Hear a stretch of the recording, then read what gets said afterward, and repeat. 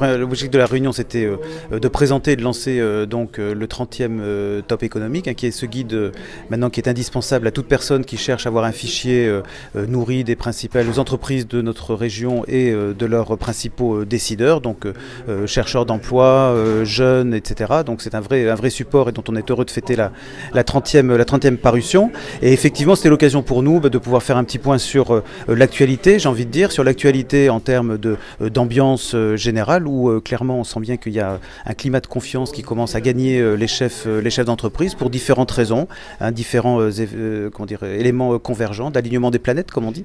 Et donc dans ce contexte-là, on accueille, c'est vrai, d'une manière assez favorable, et même plutôt favorable, les dispositifs qui ont été pris dernièrement dans le cadre de la loi travail, parce qu'on perçoit bien là certaines facilitations qui vont permettre d'abord de renforcer le dialogue social des entreprises, mais aussi de donner plus de visibilité aux chefs d'entreprise dans le cadre des décisions qui seront amenées à prendre dans un monde qui bouge énormément. Et c'est pour nous très important d'avoir cette agilité, cette possibilité, y compris dans le cadre du Code du travail, pour pouvoir permettre à nos entreprises de s'adapter et donc derrière d'embaucher avec une plus grande confiance.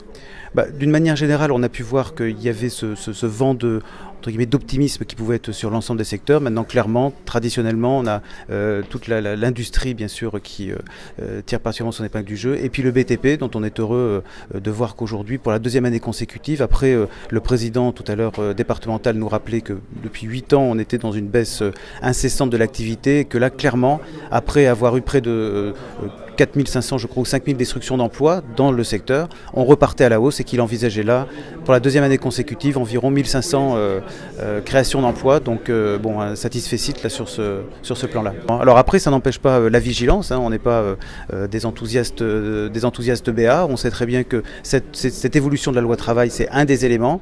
Maintenant, il faut qu'on poursuive, il faut que le gouvernement poursuive dans cette voie-là, notamment en matière de fiscalité, en matière de réglementation, en matière de formation professionnelle également. Ce sont des sujets qui sont très importants pour nous et sur lesquels on sera au rendez-vous dans les semaines et mois qui viennent, pour continuer à donner à nos entreprises les moyens de leur développement. Et qui dit donner les moyens de développement à nos entreprises, c'est de la croissance, c'est de l'emploi, et c'est donc bénéfique pour tout le monde. C'est un des points positifs de cette loi travail, c'est que ce n'est pas une loi ou pour les patrons ou pour les salariés, ou qui pourraient opposer les uns les autres. C'est vraiment une loi pour les entreprises, et ça, je crois que c'est un effet nouveau qui est tout à fait positif.